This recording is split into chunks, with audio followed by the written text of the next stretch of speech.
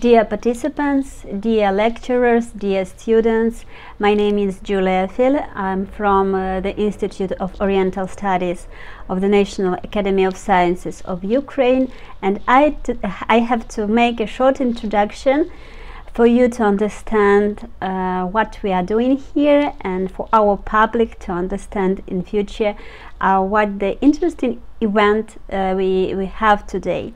And we have an honor today to host the lecture of Dr. Sara Ahmed from India. She is the civil activist, and what is the most important, she is the founder of Living Waters Museum in India, in Pune, Maharashtra state. It's a virtual gallery, and I hope Sara will share the information about her project in detail. But before I give a word to her, I just want to mention how come that the Dahl University and Sara and Dr. Sara Ahmed were connected. I had an honor to be the part of summer school at Vilnius University last year. This school was dedicated to South Asia, and in such a way I met Dr. Sara Ahmed, and later I decided to share her contact with some Ukrainian university, especially with the East Ukrainian Dahl University, because I know that there are a lot of specialists in ecology, in water issue, in other different natural sciences, veterinary, and in such a way the Dahl University were connected with Sara, and in such a way we are happy today to listen to the unique experience of unique person, Dr. Sara Ahmed. Thank you for your time, Dr. Sara, and thanks everybody to come today. We are really hoping for a productive work, for productive discussion and communication. Hi. So in India, water is considered a gift. It's the first thing you give to a person who comes to your house. By the way, can you see me, Erna, and all? Can you all see my face? Yes, we see you and perfectly see your beautiful presentation. Yes. Okay. Everything visual, yeah. It's a completely visual presentation, so they don't have to read much. And water, as I was saying earlier, it's the first thing that you offer a guest when they come to your house, no matter how poor you are. Even if you live in a village, it is something you give to someone. It's a sign of welcoming, it's a sign of life, and so on. And over the years, and I will talk a bit about that in our work, we have had a history of water architecture in India that was supported by wealthy people, by merchants, by kings and queens. And I will talk to you about some of that infrastructure later.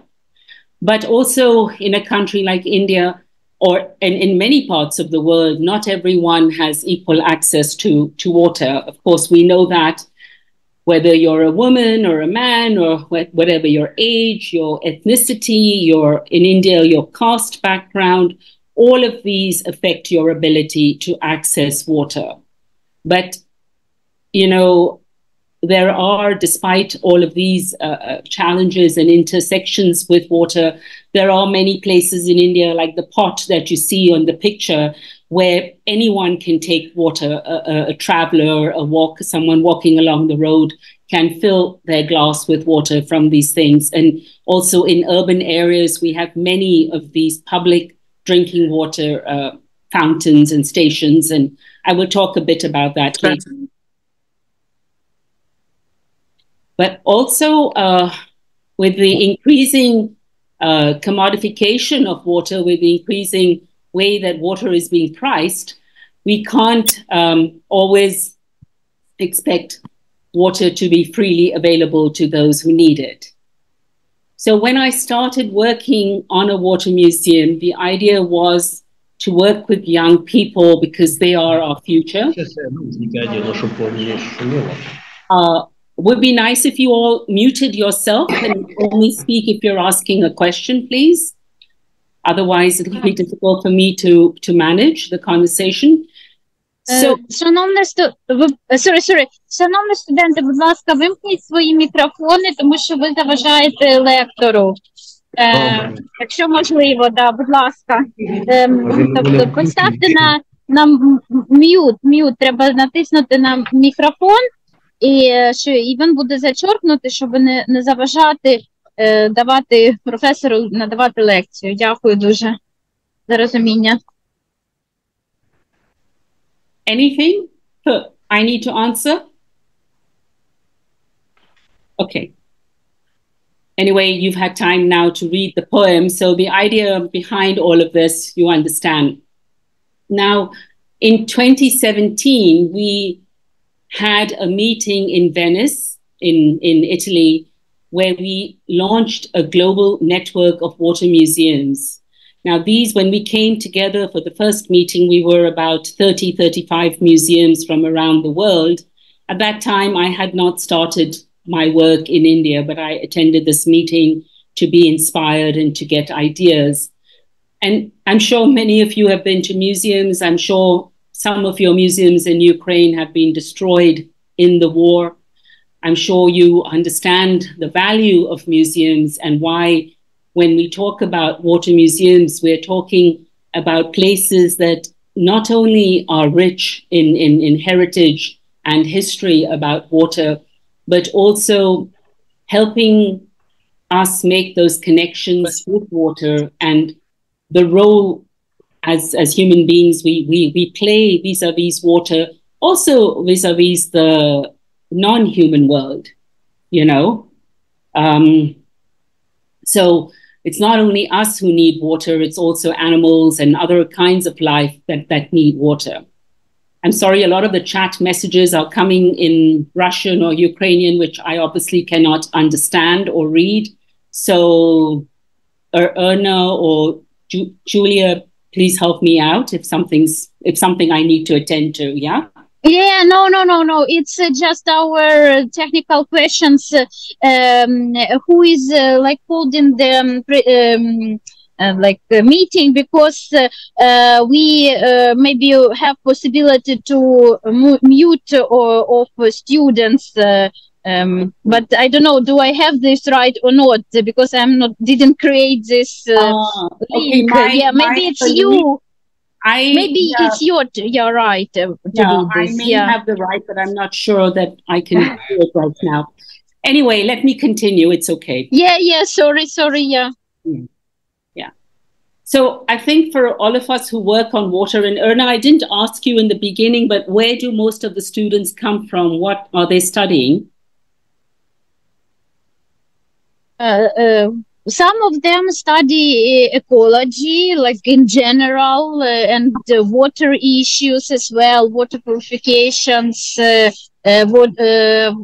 water technologies, preparation.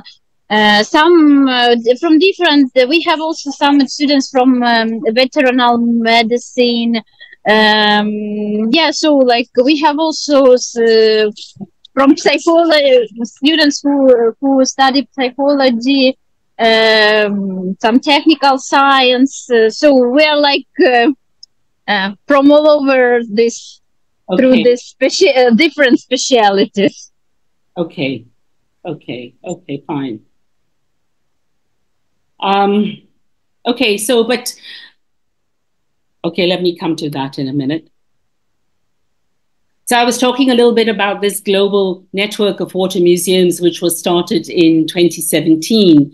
And in 2018, we were recognized by UNESCO's Intergovernmental Hydrology Program as a special initiative towards Sustainable Development Goal 6 on clean water and sanitation.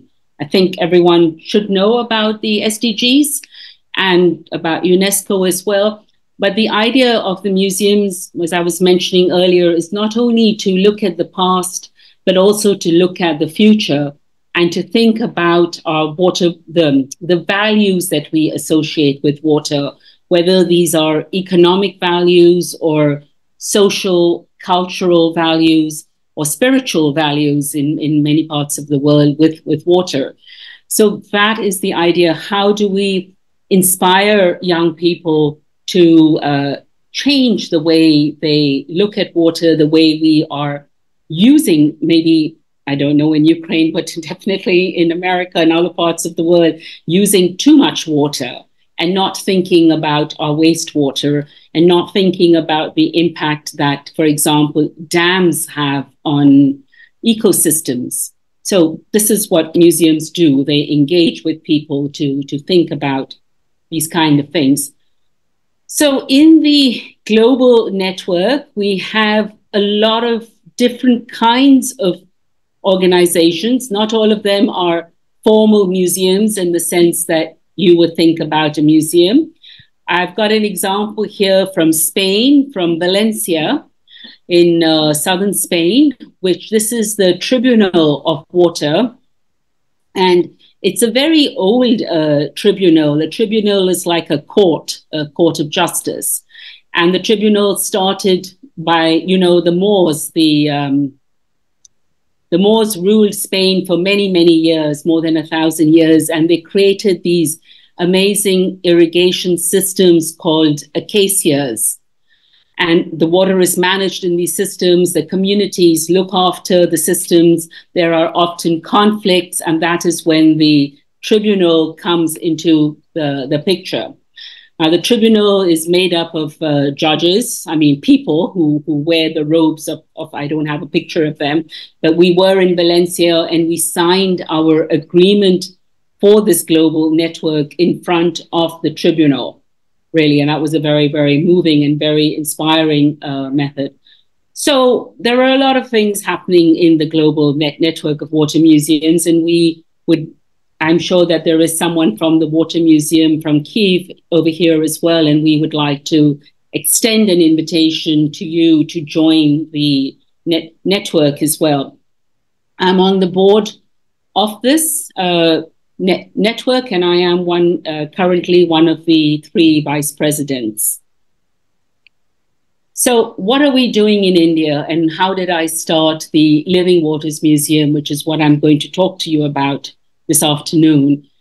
We are a virtual museum, which means we're online most of the time. But I would also say that we're hybrid, because you cannot be a museum just by calling yourself a website, just by having a website. So we find many ways of engaging with communities, with young people, with schools, with artists, with children. But the idea has been from over the last 7 years to create this digital repository, like an archive of stories of water. And I am going to share some of this work, and hopefully it will inspire you to think about how we can look at water from so many different aspects, and that it's more than just a resource that we drink or use for agriculture. That's the URL for the website. You can look at it later.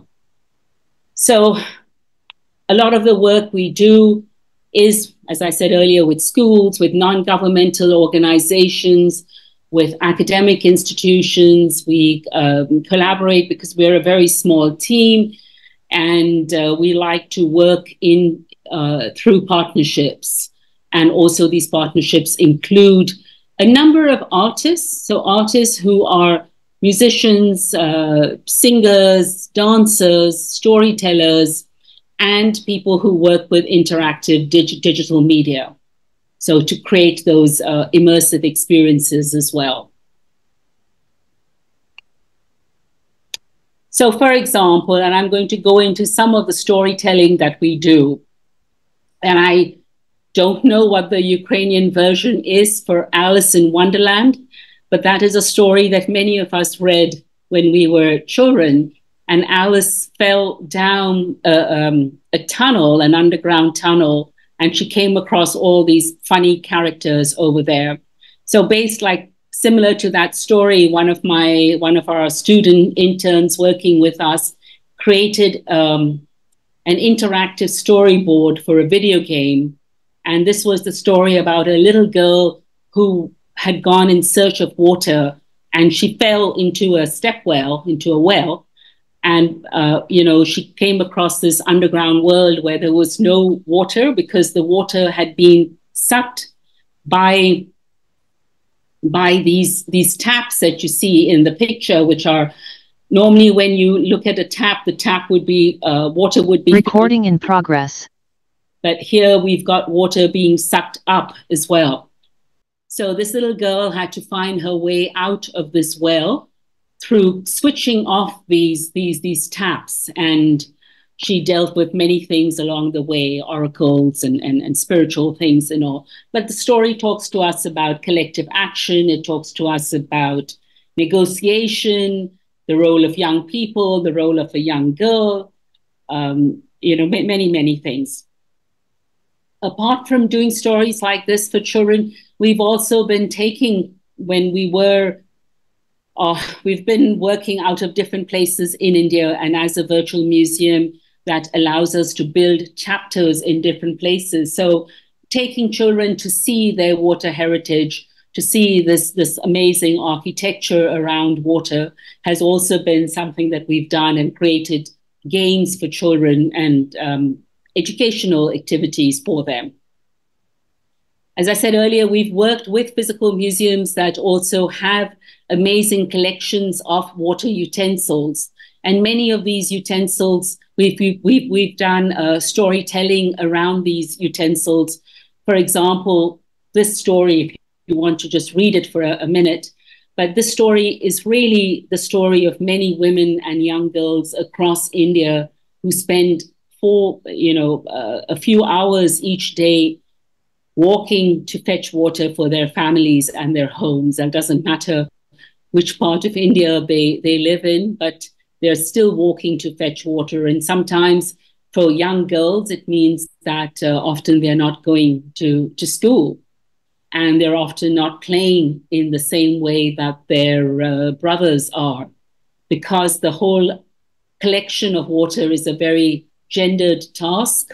It's considered to be a female labor, and obviously it's unpaid. So no one counts the hours that you're paying doing this kind of work, whereas you could be productively engaged in something else. So these are the kind of stories that we also tell through the museum. During the lockdown, we worked in the northeast of India, which has a large number of indigenous communities spread across 7 states. And we had funding from the British Council, and we wanted to work with young adolescent girls in their communities and engage them to talk to their elders, to their grandparents who were dying of COVID, to understand and learn more about their own river systems and their natural resources over there. And so the girls did online. We part of the resources were for online interactions. They did these art therapy workshops, and then they spent a month or so creating things that told different kinds of stories, whether it was a poem, a video, weaving, a lot of different things that these girls created. So this exhibition is also on our website.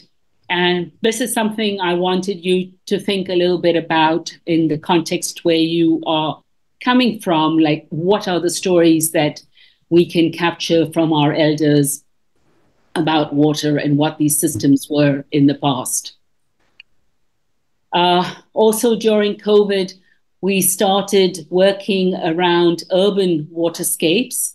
So we created exhibitions online with a huge number of people engaged, talking about local water histories and heritage. So this was the first one we did, Confluence. which is the story of Mumbai or Bombay's water history. And it was an amazing exhibition to be able to work online, work with people who had, one moment, yeah.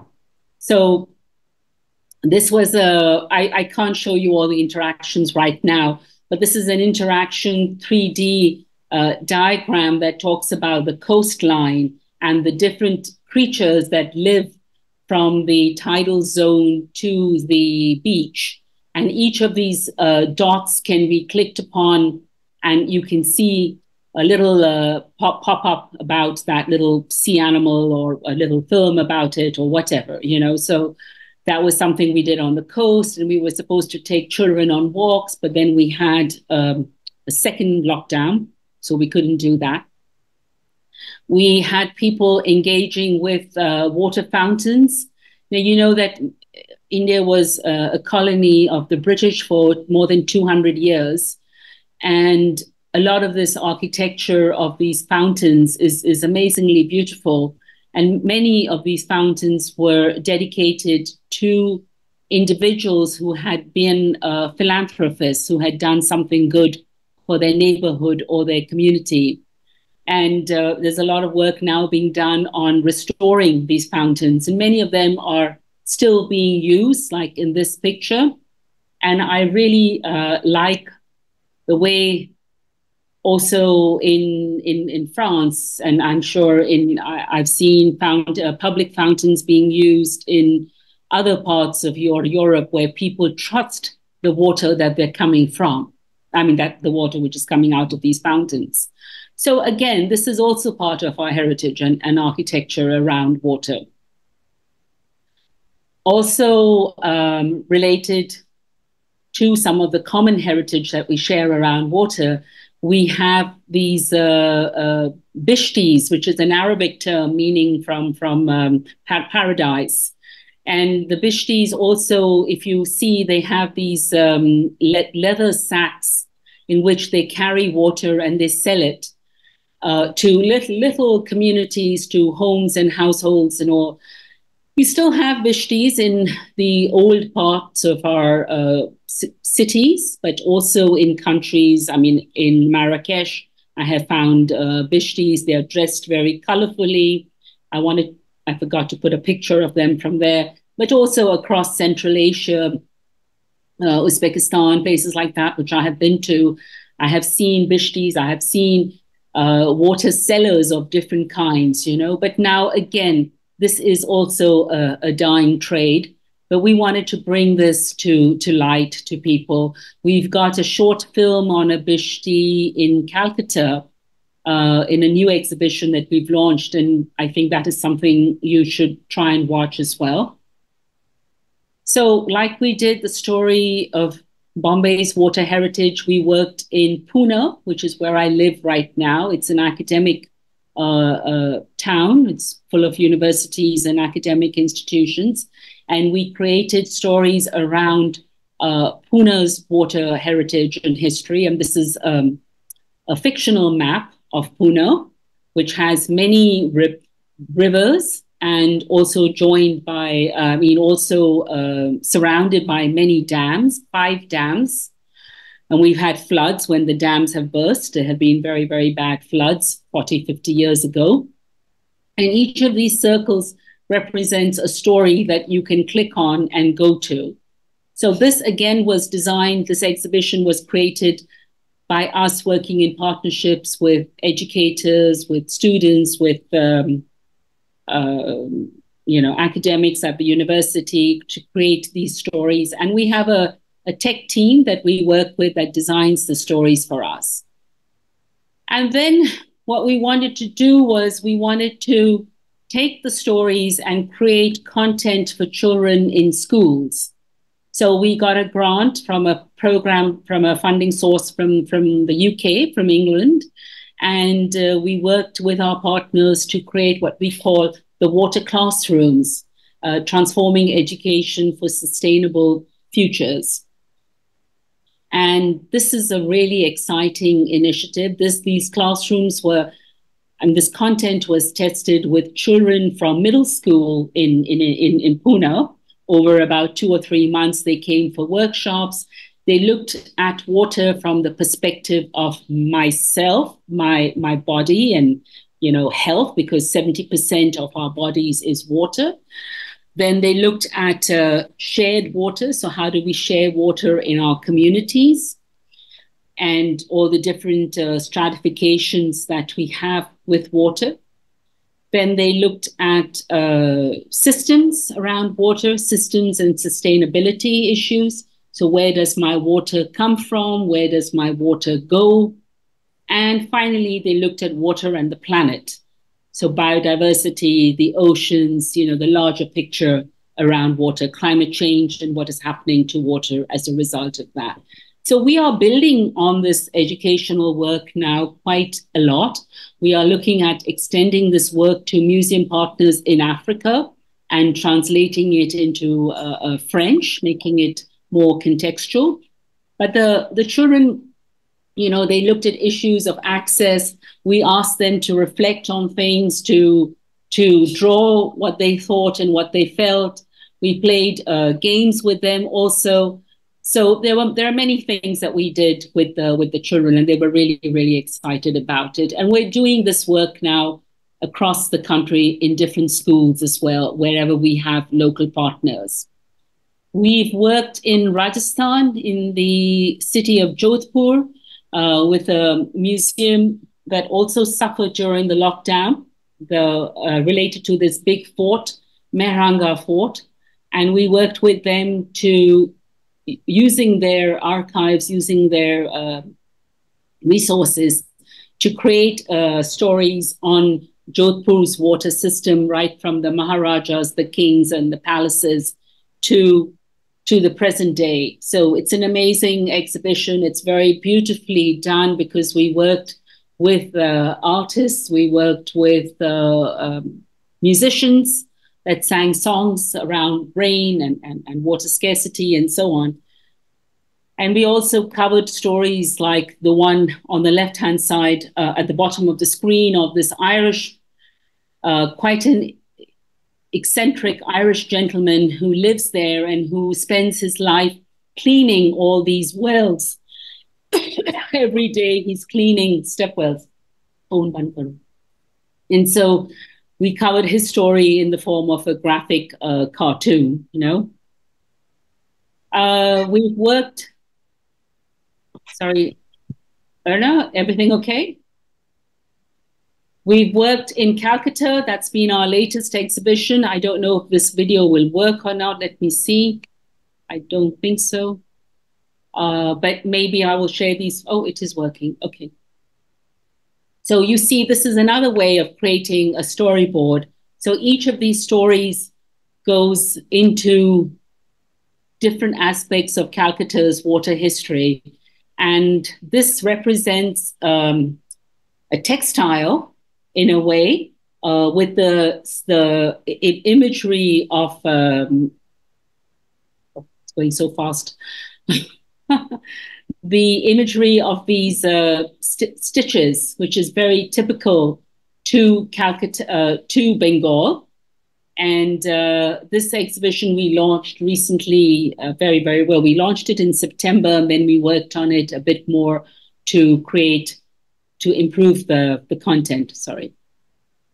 But we will share these things with you so you can look at these stories later when you have time. So also on Calcutta, we had a lot of young people writing poems for us, doing sketches of the riverfront. That's the link for the exhibition on Calcutta. I won't go more into it, but you're getting an idea of how we are creating stories around water. That's the main thing that I want to convey to you. And also, as I said earlier to you, we're not just a website, we're not just a virtual museum. We very much engage with local communities. And we had a small grant from the American Consulate to work on climate change issues in a very fragile ecosystem called the Sundarbans, which is a climate hotspot. It's also the home of the Bengal tiger. And we worked in villages with children like the ones you see in the picture, planting mangrove species, that these were species, varieties of mangroves that they wanted, that the community wanted, that provided them with food or fodder or fruit or whatever else it did. And we worked with urban children in schools in Calcutta. As in the picture on the left, you can see the children are moving and dancing, and there's a facilitator there. And that was also really important for us. How do we bring in music and poetry and dance and storytelling? How do we bring in these things to raise, to help people think about what climate change means for them, rather than just reading academic papers and policy briefs, which is really important. I'm not saying it's not. Those are very important to understand the science. But how do you get into people's emotional connections with water, and how do you influence behavioral change? So a lot of the work that we do also celebrates water. It's not only about doom and gloom, but also about creating music through water. So when you have vessels like the pots that you see in these pictures here on the right, these vessels also emanate sound, depending on whether they are full with water or half full. So water is also a transmitter of sound. And that sound depends on the material in which water is contained. So if it is an earthen pot, or if it is a glass or a steel cup, the sound of water will differ. And I think that is really important to understand the physics of water and what that means, and whether it's, so this is also good, getting children to play with water, to make music, to think about water differently, to celebrate water. Also to celebrate water through dance. The young woman in the picture on the left of your screen, left or right, she's talking about water and the daily struggle that women and girls from lower caste communities in India have in fetch water. And, if the water pot breaks, how does she go home without water? So we do things like that. And we're building new work. We're working in Goa, in southern coastal India, with young people to create artwork, but the artwork which is very engaged with local ecologies, local communities. Here, RIA is looking at, spatial human-wildlife interactions in these farmlands called khazans, through maps, through oral histories, and all. And of course, RIA will be creating digital outputs that we will then use in an exhibition or in the museum, and hopefully also have a physical exhibition in Goa. And here we're working with the Goa Institute of Management, which is a very formal management institution, but agreed to come on board and help us work with these 6 young, amazing fellows.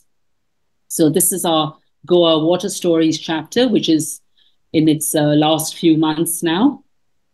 And finally, last year, we were invited to engage with other museums around the world, 6 of them from Africa, from South America, Brazil, and Mozambique, and Tanzania, and India, to look at storytelling as a means of addressing, climate change and some of our water challenges.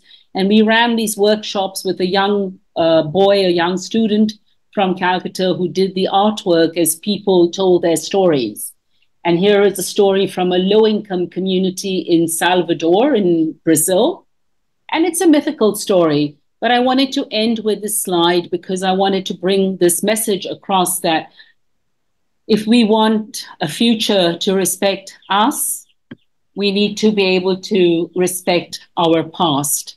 And I think that's a very important thing for us to understand. And when your past and when your history is being destroyed, how do you create some meaning from that? You know, whether it's your water resources or your homes or whatever it is. So this is something I want to stop now, Erna, and allow people to ask me questions, to think about ideas.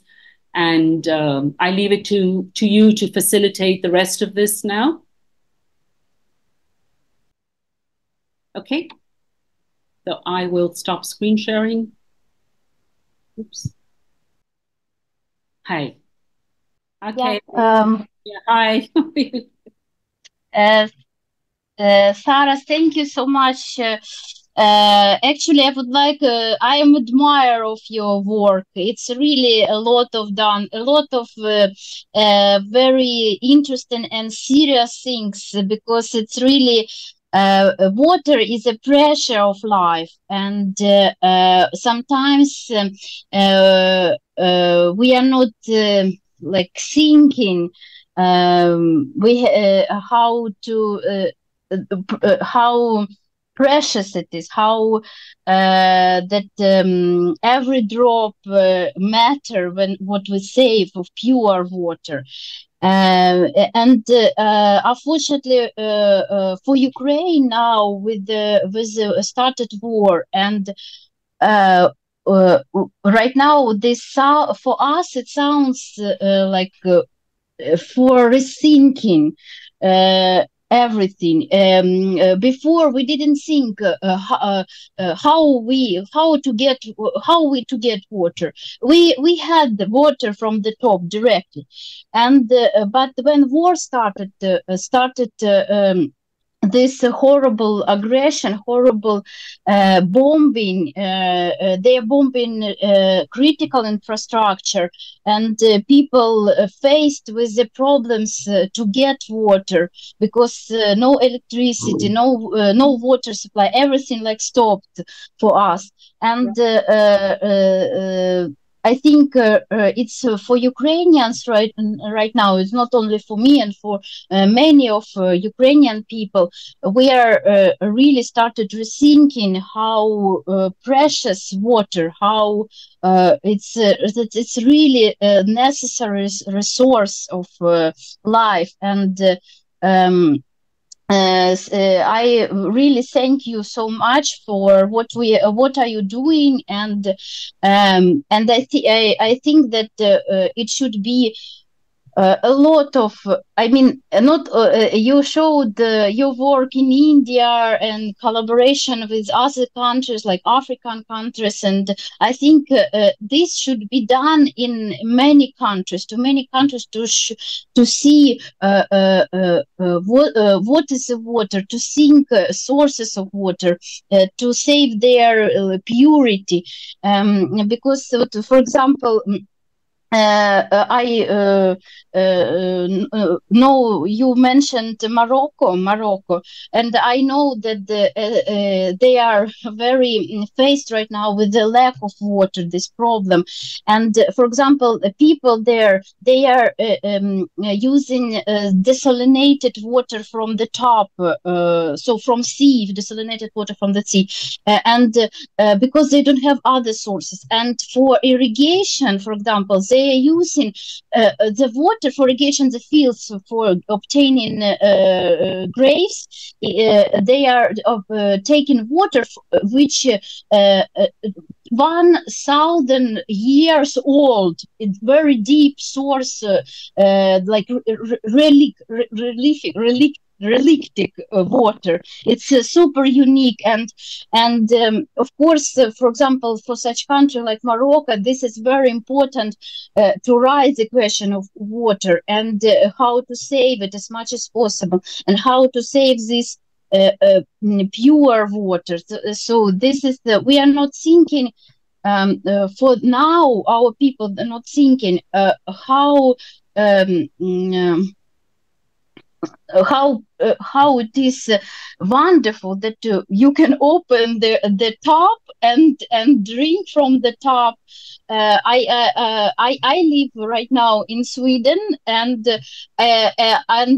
for me it's like miracle when you when you can go and drink from directly from top water, and it's really amazing.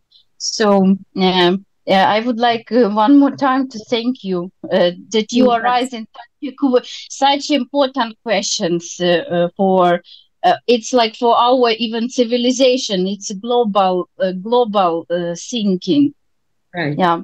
No, I'm really glad to hear from you. I will not speak right now because I've spoken enough, but I'd like to hear from the students if they speak in English or if someone can translate. I'd like to hear what they think and maybe what they want to do and how we can maybe collaborate and help, you know. Uh, so that is something I want to just keep out on the table, whether we can think of collecting some stories around water issues in Ukraine and thinking about how we can illustrate them, you know. I don't know where everyone is. I know you just said you're in Sweden. I know there's supposed to be a water museum here, Julia, from the Kiev Water Museum, but I'm not sure who that is. So maybe you should take over. Yeah, we sent invitation. I'm not sure they are here, but they promised to contact you, Sara. Yeah, I have a lot of questions, and I even don't know if I can dare to take your time now. No, it's fine. My time is your time now. Yeah. I am honored, and so is my team, which is some of them are online, and we're deeply honored to be able to engage with all of you. No, actually, I think your activity is very much in tune with the activity of our water museum in Kiev, and like I want to take this occasion to use this occasion to tell our students to visit this museum one day in Kiev, because it's very interactive and it's very informative. And I'm pretty sure that we here in Ukraine have a lot of stories, and the most recent global story is about our dam. You probably heard about it, right? Yes. It been destroyed, but suddenly the consequences of it probably will be even good for our nature, for ecology in Ukraine. Right. Maybe specialists here will elaborate on it better, but as far as I know, like we have not only bad consequences but good as well. So I really enjoyed your projects, because it's also the arty project. It's like creative projects with the artists engaged, and like everybody can participate, right? It's like not restricted to some academic sphere, right? And it's wonderful. But and I wanted to ask you, Sara, how do you think up to your feeling? Which event or which program, educational program, was the most successful in your activity during the working of a water living museum? I'm asking, because I think we can like use your experience. Which instruments work better for people, for students, for pupils? How do you think? So the water classrooms project that I talked about was also done in a similar manner for university students as a foundation studio for undergraduate students, but obviously the content was pitched differently. But I think what the children and what the students enjoyed is you know, when you teach and how much of time you give students to do group work, to do experiential learning, to go to the field, to, you know, create their own projects in a classroom environment. Those things are what really, really engages students. And in order to do that kind of interactive pedagogy, you need to build the capacity of teachers as well. So it was very important for us to have teachers in the classroom when we did these workshops with the children. And we are now putting together a proposal to see whether we can do this on a bigger scale in India. I mean, not very big, but whether we can train more teachers to teach on water and science and climate change, but in more creative and interesting ways. Mm. I am at a science institute in Pune, and the Science Institute runs a program for capacity building for educators, precisely these kind of things. Mm-hmm. We're working, you know, with people from England and America and around the world also on thinking about water and education. Mm-hmm. UNESCO is very interested in creating a virtual museum now on the science and technology aspects of water, but also culture and humanitarian. So something like what we are doing, but maybe on a bigger scale. And so I think there are many opportunities that are emerging, because 6-7 years ago, Julia, when I started, no one knew what is a water museum. No one knew what is a virtual museum. No one, you know, knew the idea of art and ecology, bringing all that together. And now I see and hear so many people talking about it, right? It's almost, yeah. You know, but so it works. It works. Yes. It's been good. Yeah. But let me hear from other people on the screen. I don't know who's here. Can I speak? Please. Can you is it possible to put your camera on when you speak? Eleonora? Yes, one moment. Please. I wanna thank you very much for this lecture. I'm a student who work with animals, and I think it would be nice that can we have a link on your website in this chat so we can visit it, the Water Museum. Yes. Utra, I know you're online somewhere. Can you add the link for Living Waters Museum in the chat box, please? Yes, sure. Right away. Yeah. Great. Actually, you know, when during the lockdown, Eleonora, when I did a similar presentation 3 years ago, we had people from aquariums in America online, and they wanted to know how we could work with aquariums, you know, where all the fish and all are kept and all, and how we could do storytelling through. And we reached out to those aquariums in America, but somehow nothing much has emerged from that, you know. But I think we do have 1 or 2 aquariums in our global network of water museums. Okay, thank you. In my future profession, I will work with very big animals like cows, sheep, and others. In my profession, water is very important. And when you talk about water purification or water delivery, it was like really interesting. I'm sorry, I'm not so good in English, so I can't explain all the feeling I feel during the lecture. But very thank you for this very interesting information. Thank you so much, Eleonora. I wish I could speak. I don't know. You speak Ukrainian or Russian? Do most people speak Russian? Or yes, I know both language, but I try to speak with you in English because it's more easier to understand. No, my grandmother was from Lithuania, and so in her days she spoke Lithuanian and Polish and Russian, and I wish I had learned some of those languages from her. So, okay, great. Okay. So can I ask you one more question, please?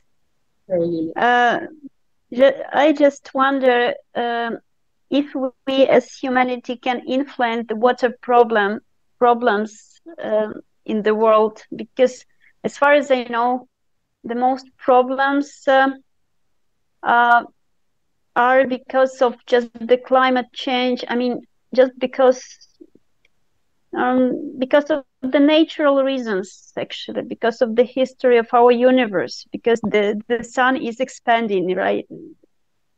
Yes. So how do you think, what is the anthropological factor in this issue? Do we really, can we really solve at least partly the problems with the fresh water on this earth? Yeah, I think there are, I mean, I haven't spoken about that, but a lot of my work before the museum work was with local communities doing things to address their water challenges, right? And because a lot of our work in India is in villages where most of India lives, they don't live in urban areas and apartments, but they live in our villages. And there are a lot of very good examples of community and collective action to safeguard water systems, to create new water structures through rainwater harvesting, for example, capturing the rainwater, recharging of springs, thinking about desalination on local scales with reverse osmosis processes for households and all, watershed development and watershed conservation, you know. So there are many, many such examples, not only in India, but from, I think, Erna, someone was speaking earlier about countries like Morocco. Now, Morocco had a very bad earthquake last year, and some of the we had our meeting there 2 years ago in 22. We were there and we went up to these villages in the Atlas Mountains, and we saw these ancient, these water mills. And I have seen the water mills, you know, the stones which work with the energy from water, and they're used to grind flour, right? Flour and grains and all, right? I saw this in Vilnius last year when I was there. Nearby Vilnius, and I'm sure Ukraine has many examples of water mills. But we saw a very old one in the Atlas Mountains, which was destroyed in the earthquake. So we have just put money together to help the community rebuild this water mill of theirs, and you know, and also train people to pass on this education to young people about the importance of this water heritage and history. Yeah, interesting. Are there other questions I can answer? Dear Sara, Lyudmila Parkhomenko is asking more practical issues about your work, considering as a professor at university. She curious how much time you are spending between teaching and research, and what is like more privilege to research or to teach students. And this is first question. And second question, considering about like subjects, maybe you can name, because we would like to see maybe it's different or not different, how. So please talk a little bit about your work as in academic sphere. We are very interested in this. So thank you. Yeah, that's a good question. So for me right now, this museum and the work we're doing in India and now in other parts of the world is like a full-time job. It is a philanthropy. For me, we get some small grants, but it is something that I started and support and you know, help build the partnerships and help bring in resources. So I am an adjunct professor, and I don't have to teach. I don't get paid, but I have a position, I have an office, I have a title. and I bring in resources, like we've just got this big grant now to work in Africa and the Middle East, for example. So I do a lot of that kind of work. So in a way, I do research, and sometimes I take classes and talk to students, and students have worked with us. I supervise PhD, one or two PhD students, master's dissertations, but I'm not doing any more evaluation work and marking exams. I have done enough of that my whole life, so I'm not doing that anymore. Dear Sara, maybe we'll make a new efforts about Kiev Water Museum, and when we have their answer, we will let you know. So okay? I want to ask the students who are here. I don't know the geography of Ukraine so well. I don't know which part of the country you are in. I don't know whether your daily lives are directly affected by this horrible, horrible war. I want to understand how we can, because in our global network and with UNESCO, we are looking at what we can do with working with water towards peace building efforts, whether it is Ukraine, whether it is Palestine, whether it is Burkina Faso or Ethiopia. We're working in different countries.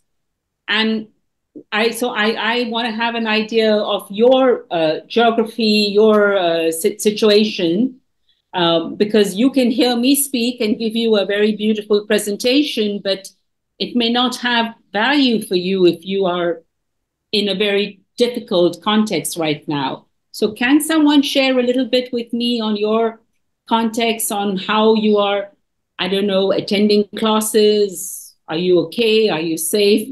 What's happening? This is an amazing opportunity for me to be connected with you. So I want to make the most of this and hear from you all. I said that it's very important for you also, and for us and for students that they can speak to you directly, and you can find out the real situation in Ukraine and how it is going. So please, students who can Sara, here is our student. She is she's a bachelor student in ecology. She is my student, and her name is Oksana. And I will try to help her translate and communicate right now. So here is Oksana. She's right now. She lives in Dnipro. Dnipro is like maybe third or fourth biggest city in Ukraine. It's situated in the eastern part. But however, right now she before she lived in Krasnogorivka. And here is right now. So this is small town. And right now it's almost like small village because the people flee from there.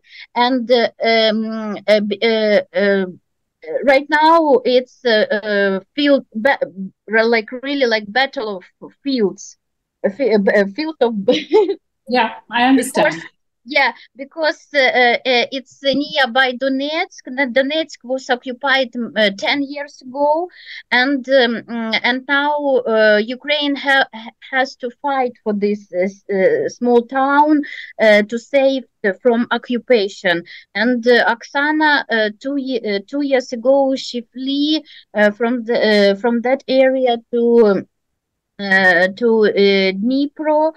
Because there wasn't safe at all. So, and now, right now, it's we can say that it's like directly front line where she was before. Yeah. I see.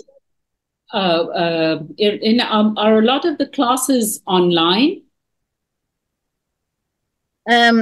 Yes. So it's right now.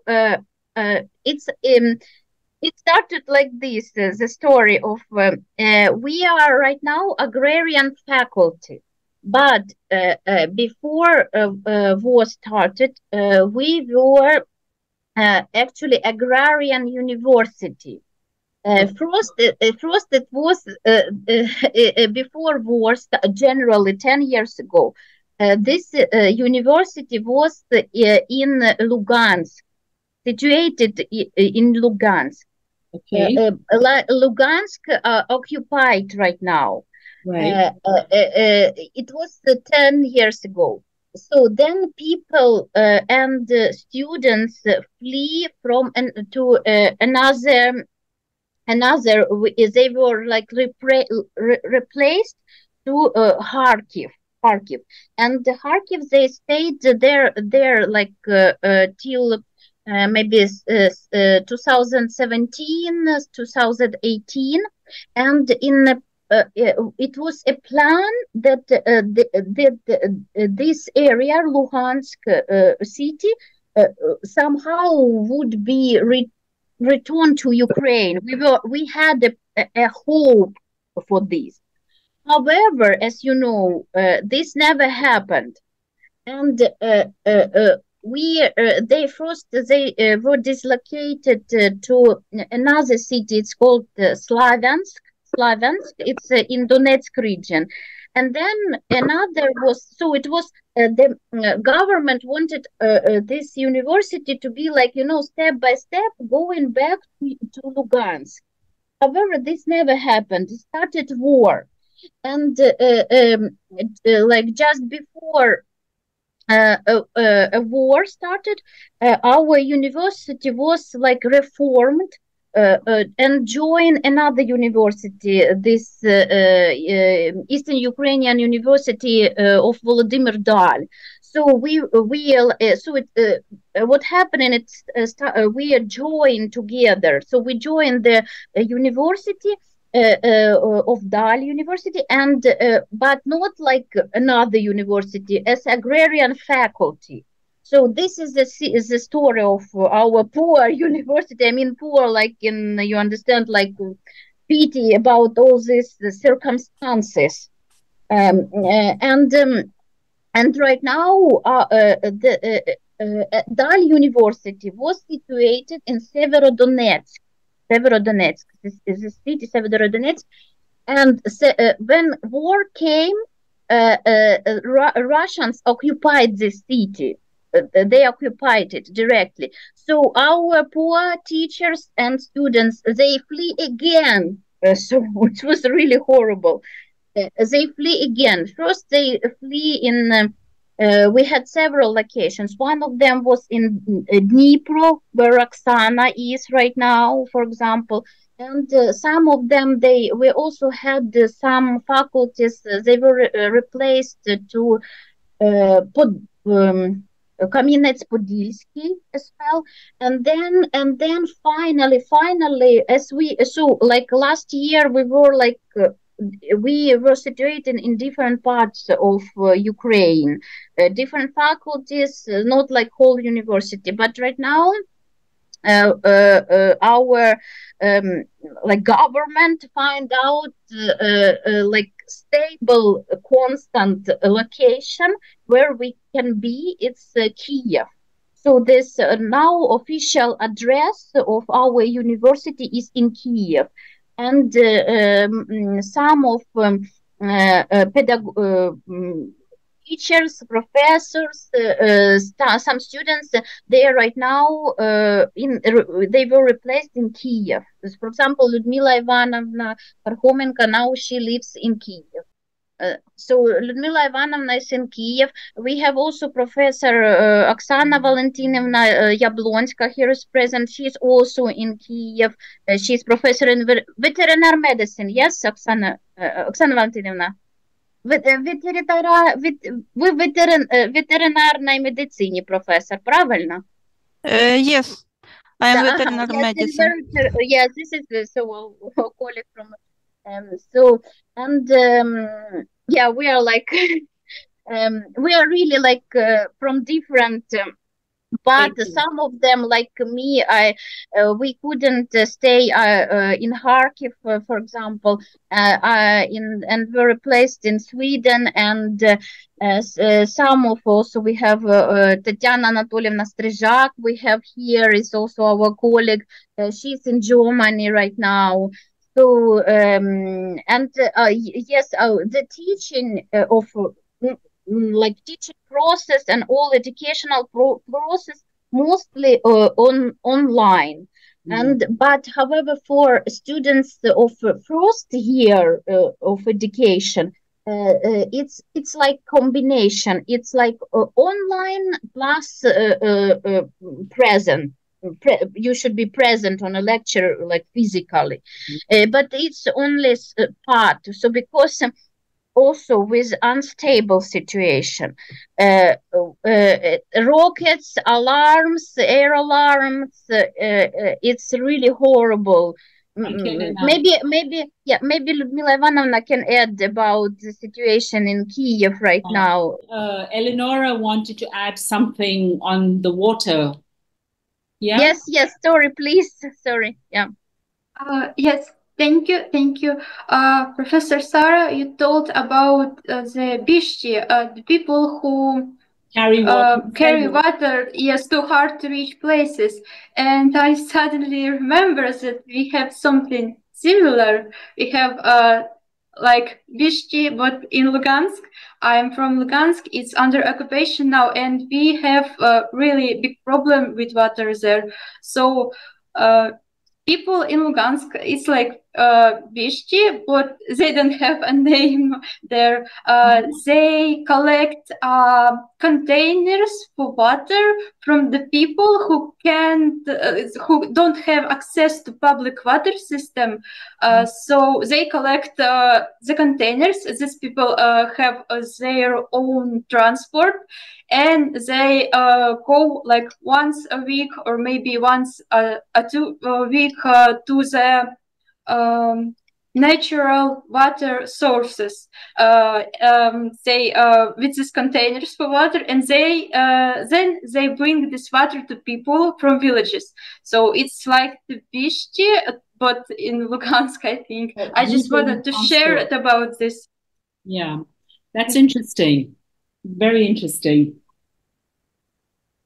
So I just think this really similar, but I just didn't know about bishti until I heard your lection. So thank you.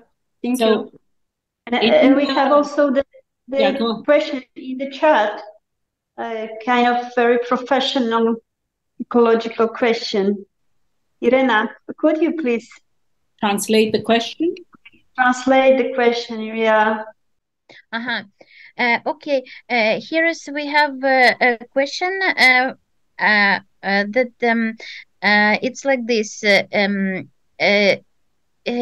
it performing the nanofiltration of water in India? And for how expensive or how cost it is? If it is generally implemented in like as a method in water purification. Maybe you have no knowledge about this. In India, yeah. The question is about the cost of nanofiltration of water, right? Yeah, it's like two questions in one. First one is it implemented nanofiltration, using a nanofiltration as a method for water purification? A second, it's if it is implemented or used, how like maybe estimation of cost or something like that. Right. Prices. Yeah, unfortunately I don't have an answer for this question, but I have written it down and I will ask. I think we may be using nanofiltration in some places, but I have no idea at what scale it is and, how much it will cost. But I can find out.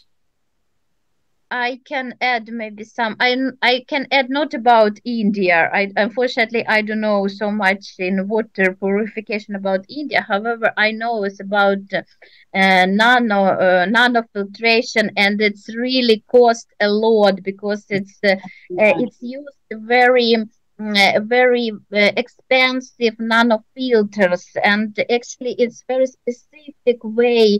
It's can be used for some emerging contamination like pharmaceuticals and other things.